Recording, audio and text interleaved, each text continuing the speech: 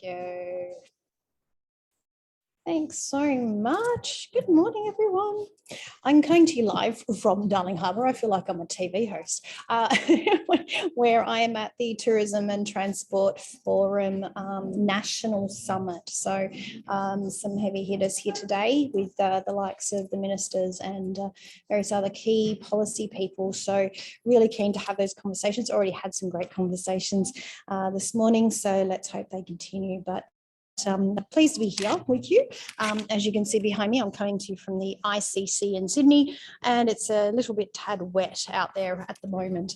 But we are going to get through today. We've got some a guest speaker as well as some information that I need to share with you all. But before we get started, I come to you from Gadigal land and wish to pay my respects to elders past, present, and hope that we're all working with every single one of our region's connections to the earth in our Indigenous heritage, so that we can understand a little bit more about our country, knowing that we all retreat back to Mother Earth eventually, and we need to care for it for future generations to come. So let us jump into all of the things that we need to get through. And this week has been full on. Just a quick update from here at Outdoors New South Wales and ACT. We were at CapTech 2022, which was a forum here again at the ICC. I feel like I've been living here this week. And this was a meeting of capital investors from all around the world to put onto some topics around the future and what is coming in different industries. And I was privileged to be asked to sit on the Future of Education panel, which you can see on your screen there, and really bring the outdoors into spaces that we haven't been before and having crucial conversations that are going to set us up into the future. Certainly here we were saying about the importance of outdoor education and what that means for future generations. So really well received, and let's hope these conversations continue as we engage in other spaces that we haven't been, like here at the Tourism Transport Forum. A bit on research, and you might have seen in that photo that I was accompanied with a great friend and colleague, Mark McCrindle, who owns McCrindle Research, and I always watch his research. He's a great demographer as well as contact for all industries to understand more about what they need to focus on. But I thought I'd bring to you today some of the content around the education that they have been looking at, and particularly because we work with students quite closely in outdoor education, I thought this was quite relevant for us to understand. So 76% of students they researched said that they are empowered to achieve their own education learning outcomes. What does this mean for us? Well, they're looking on platforms like TikTok and the web as well as their teacher. So how are we engaging in spaces like the web and TikTok about what we're trying to empower our students with skill-wise? So food for thought on that, and certainly platforms that we're probably not that familiar with is where these students are. So again, how do we look at that, at improving that connection with student outcomes? Interestingly enough, as we look at career progression, only 14% of students are looking for traditional employment.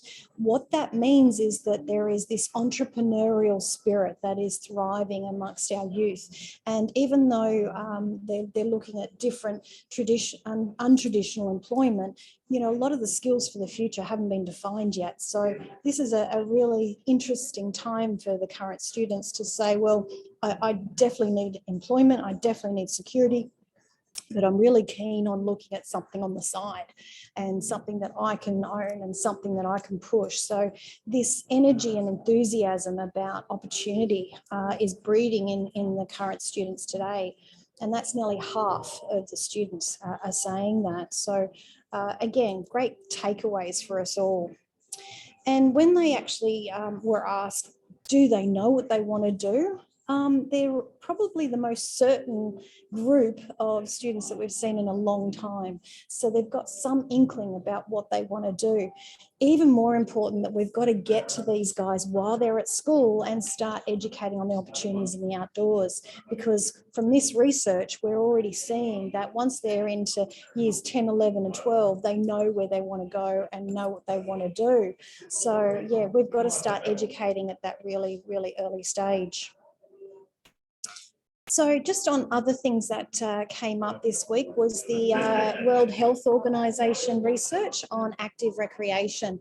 And this report came out only this week, and it's certainly frightening to see that we haven't really made much progress in this area, particularly around adolescents. So it just emphasises the work we're doing with the Outdoor Kids program, the Active Outdoor Kids program, that's completely essential to continue this narrative, get more schools involved, get more community groups involved in getting these kids off screens, outside and in amongst nature for physical activity.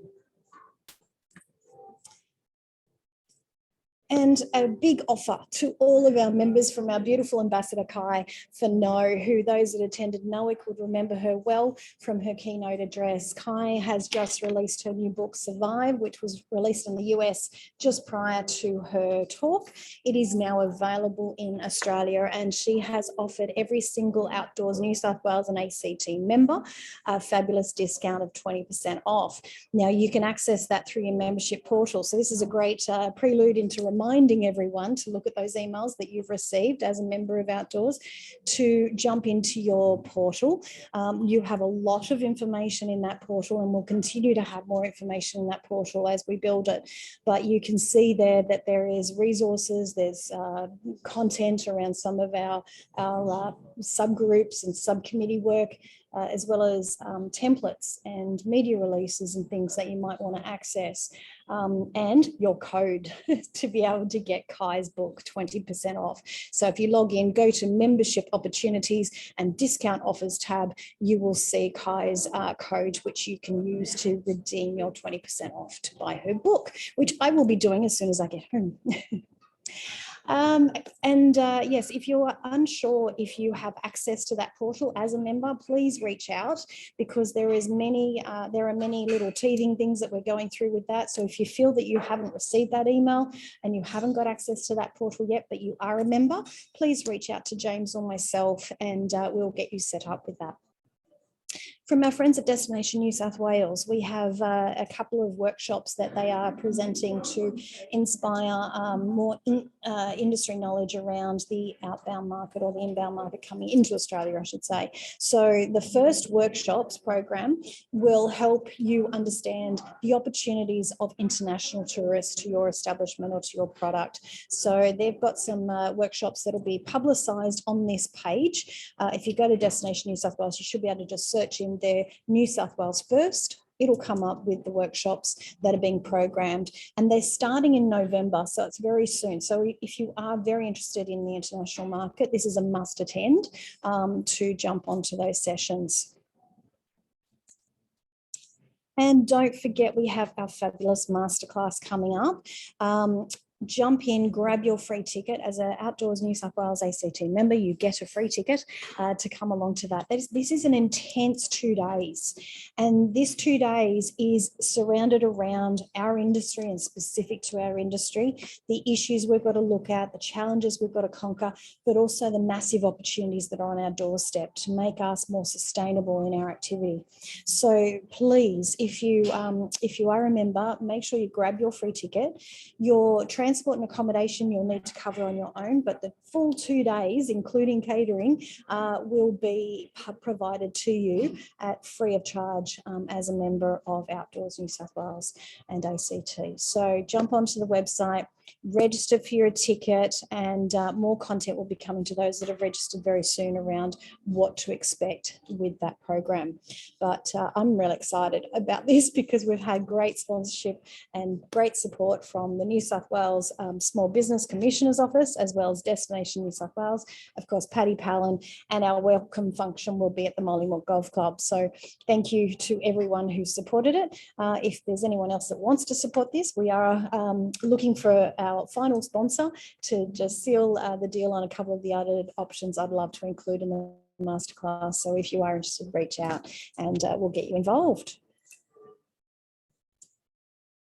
as my slides take forever. Okay, the National Outdoor Education Conference. This is probably the last time I'll actually talk about this, but this is really key. The portal is there for you and your taking. For all attendees, you have access to this portal that has all the recording of the pre-recorded sessions, as well as all the PowerPoints, the PDFs from all of the speakers, as well as all the content on our sponsors, and the list of attendees is there too.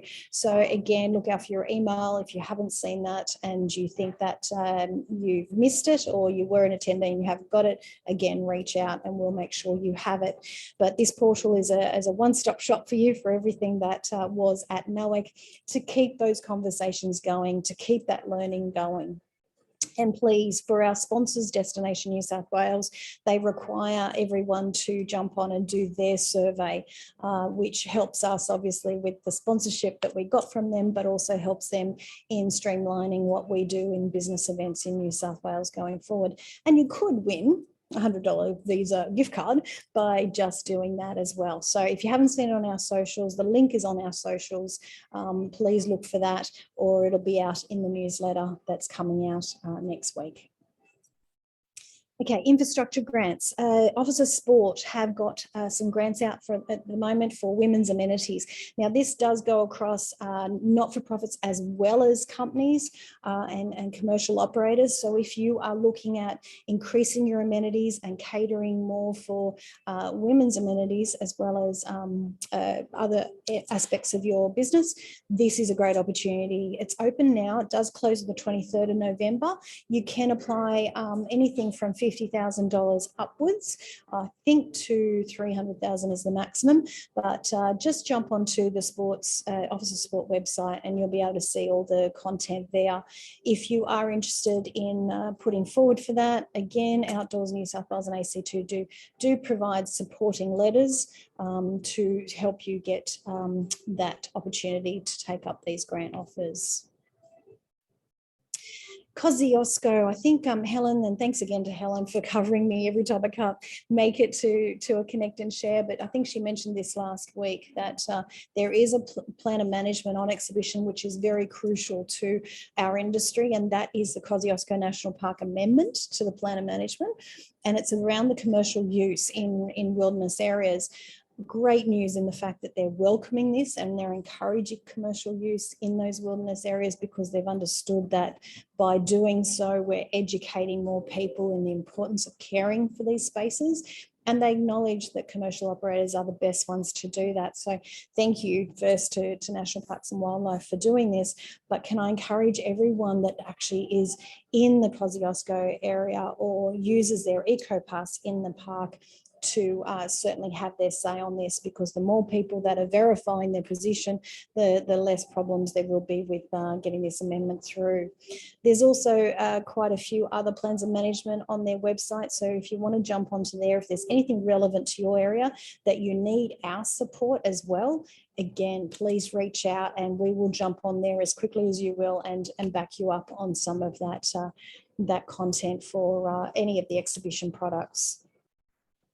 Got a great event coming up in Canberra, thanks to PCYC, and also Terry Hewitt, who's a friend and colleague in the industry from WA, who has had a great lot to do with this Dare to Plunge event.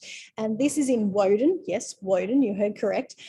It's not off rocks, but it's off buildings. And this is a great opportunity for a lot of fundraising activity for PCYC by getting some of the leaders in Canberra to jump off the bridge, obviously on an abs sale, and raise some great funds. But Outdoors New South Wales and ACT have been asked to come along and be part of that event in some capacity. We are excited about this. If anyone is experienced in abseiling and wants to volunteer their time to support this event, I encourage you to reach out. We've already got quite a number. We've got about 3 of our members that have put their hands up, which is great. And we would love to see more if that is something that you are interested in. But could be a great opportunity to just celebrate the end of the year, as it's in December. I can't believe we're talking about December. Okay. The expressions of interest are now open for the Adventure Guides Subcommittee. I've got a few through, which is great. If you're interested, please jump onto the website and click through the link and enter your details for that.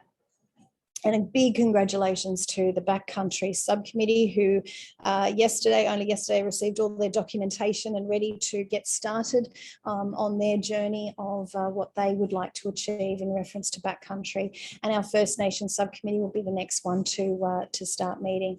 And Robin Fox, congratulations on being appointed to the Climate Change Subcommittee as well with her work with the university. We're so excited to have you on board and have the conversations with you as well. So today we have the wonderful Tim with us. You might have caught Tim at the National Outdoor Education Conference in Lura just recently, but Tim's here to talk to us about his studies and his PhD. So I'm going to hand over to Tim, but before I do, not next week, the week after, we have Destination New South Wales coming on around some of that inbound workshop activity, and we also have the ANSCO codes coming. The people from ABS coming in later November. So we've got some great lineup.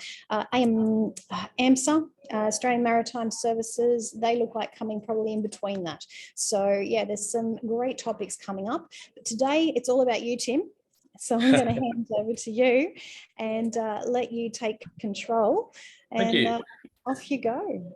Yeah, no worries. Let's see if I can get PowerPoint to do the thing for me. You're a master. You're better than I am. Well, I don't know about that. I need to find the present button. Animation slideshow. There we go. All right.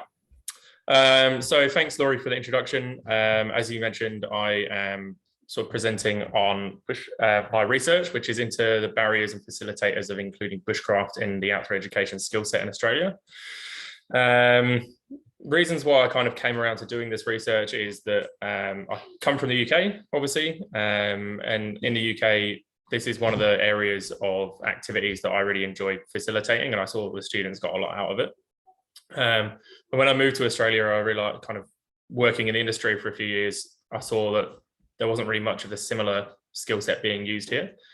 And over the course of the 7 years or whatever it is now, 9 years that I've been living in Australia, I've always had this thing in the back of my mind sort of going, oh, why don't we do this? You know, why don't we do bushcraft? I like doing that in the UK, and, you know, it'd be great to do that here. And, you know, so why aren't we doing more of it in Australia?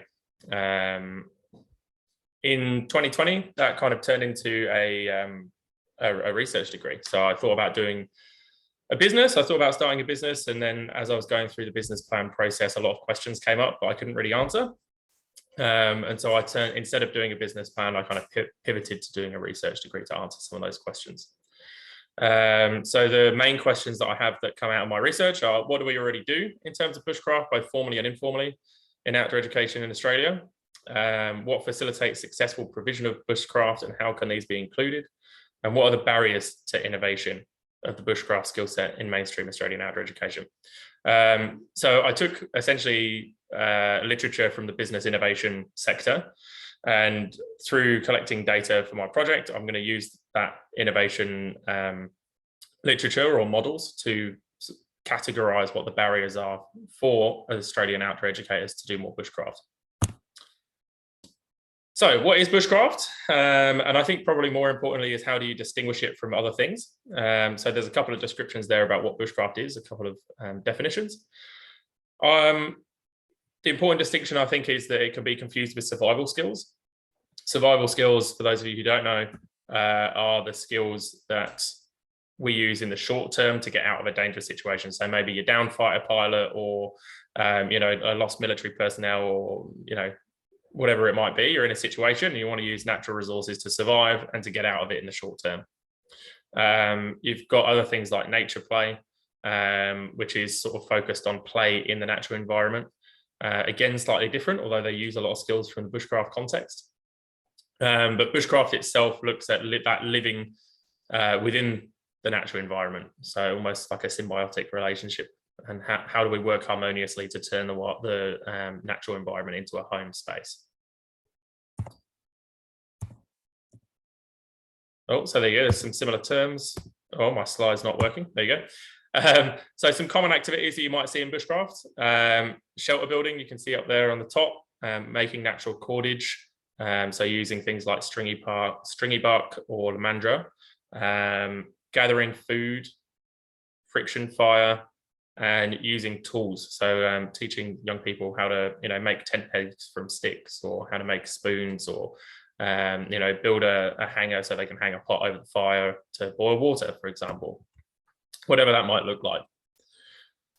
The rationale for the research, in my experience, outdoor education often focuses quite a lot on self and others, and the natural world comes in because we're using the natural world as a vehicle to facilitate that educational outcome. So that's the reason for the inverted pyramid here. I feel like bushcraft could address that natural world learning out area quite nicely. It really encourages people to use different skills in terms of plant identification, that symbiotic living, learning to be sustainable, not cut trees down, using material that you find in the forest to complete your projects and that sort of thing. The other thing that I noticed in my time was that there's this sort of polarization almost between a hard top setting and a journey program in Australia. Hard top camps, you need a site to do it on, you need lots of resources, you need lots of staff. Journey programs, less amenities, but you still need things like four-wheel drives and trailers and canoes and all that sort of stuff. So the resources are again high. Some of the organizations that I've worked for over the years have identified there's a need almost, or sorry, that there's a limit to the amount of people that they can take into their hard top centres. And those people then don't necessarily want to go on and do journey programs in years 8 and 9 or whatever.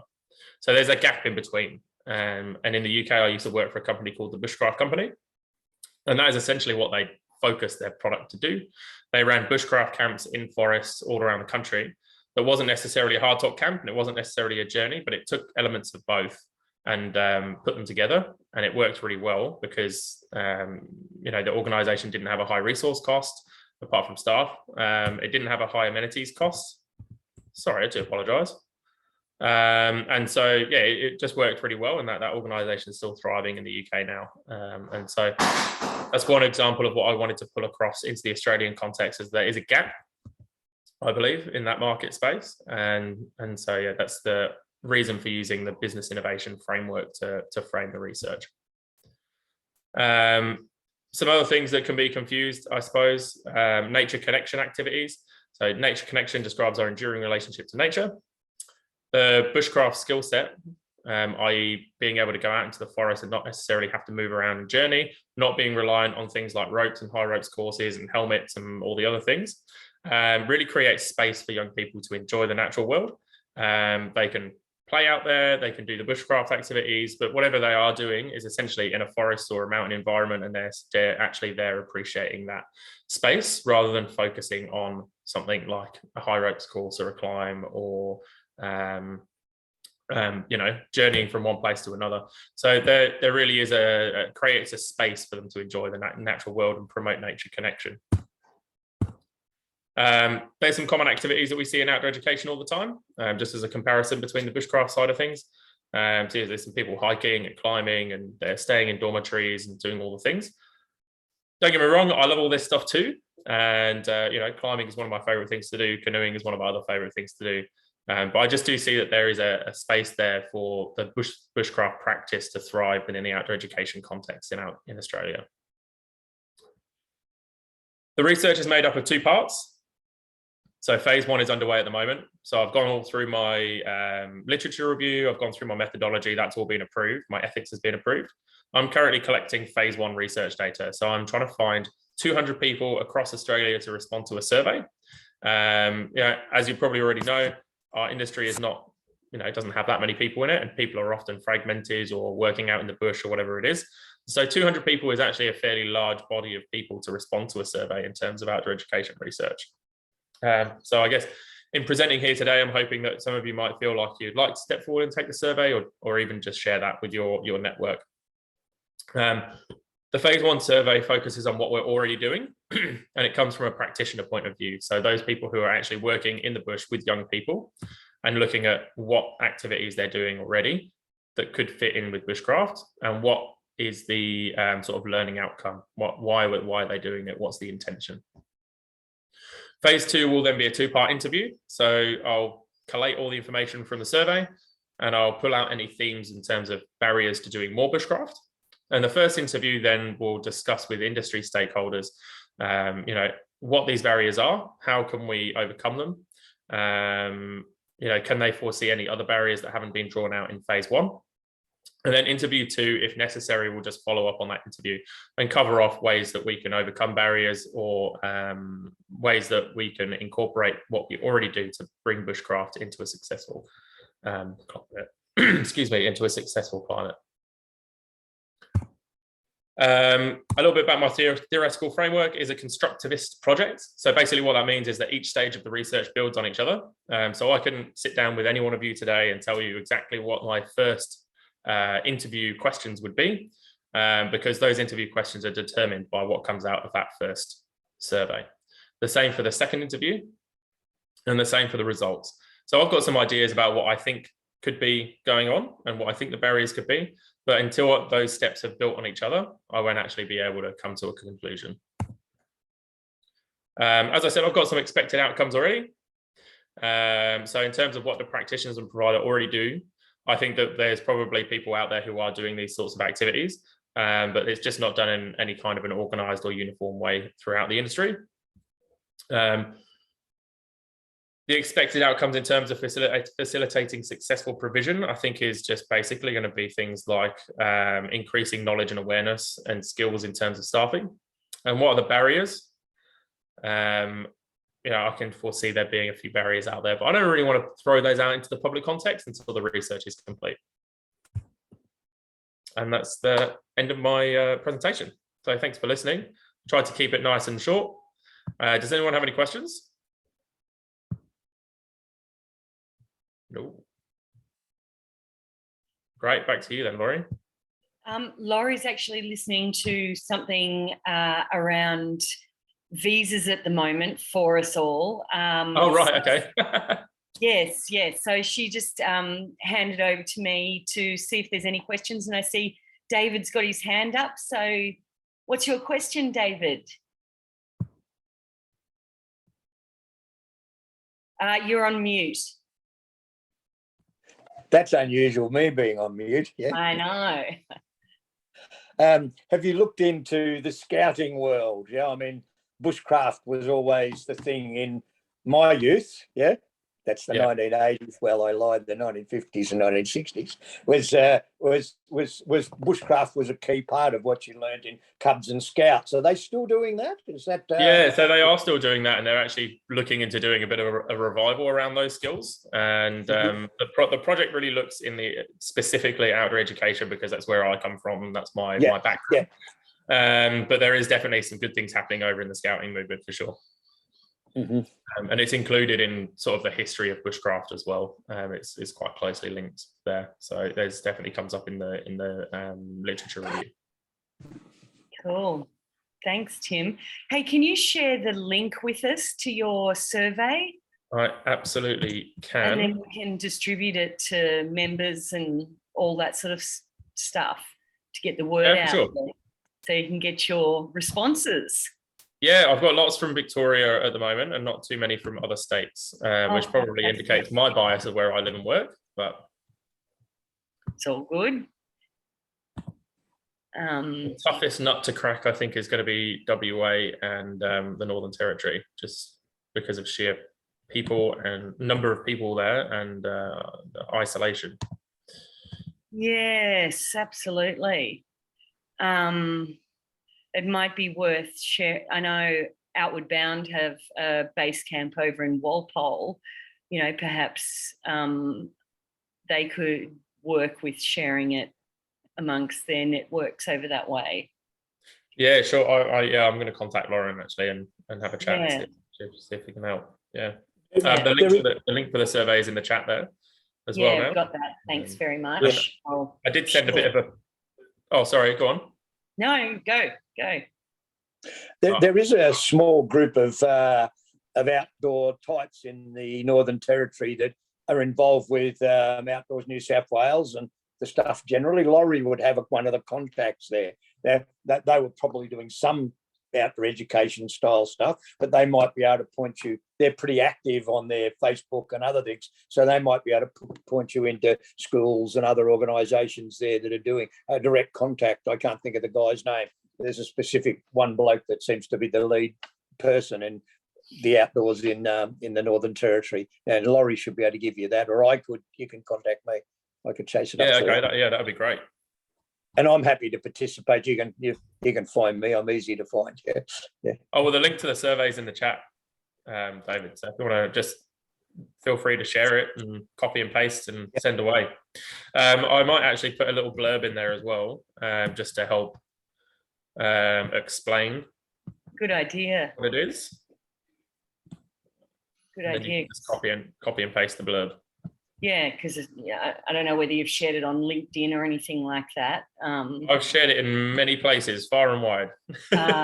Yeah. I think the issue is that as a group of professionals, we aren't often in an environment where we can just whip open a survey and complete it for 20 minutes. Yeah, absolutely. So I've got 23 responses at the moment. Sorry, 25 responses, which is all right. That's 1, 2, 3, 4, 5. That's an eighth of the way there. And about 35 partial responses. So it seems like people kind of click it open, look at all because I have to put a consent piece at the beginning of the survey.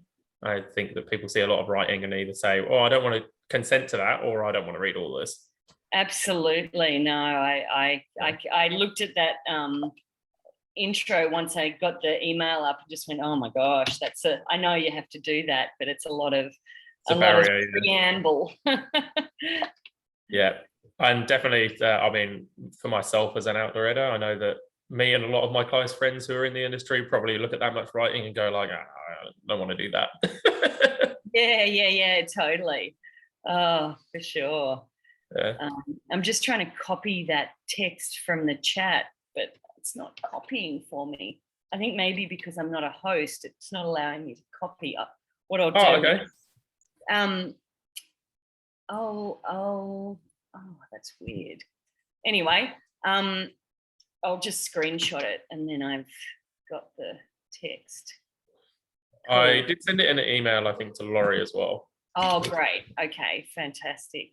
I know Scott's Outdoors in New South Wales and ACT CC'd into it, I think, the contact at. Yep. Okay, great. Cool. Well, thanks for that, Tim. That's amazing. And I look forward to hearing, the results when you get them. Yeah, very much. It's much different presenting it via the messaging chat. Via Zoom. It's a lot different than presenting at the conference. Yeah, right, for sure. And a lot of people listen to this Zoom after the fact. So, either in the car. Oh, okay, fair enough. Or through the recording. So it's, it will be spread more widely than the people that you see here now. Oh, okay, that's interesting. Yeah, good to know. Yeah, for sure. Does anybody else have any other things that they'd like to discuss today with all of us here?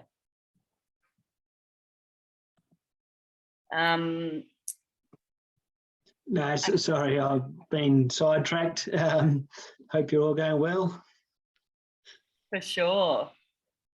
Nice to see you. Well, if nobody's got anything else to share, we'll wrap up for today. Thanks for joining us, and we'll give you a nice early mark.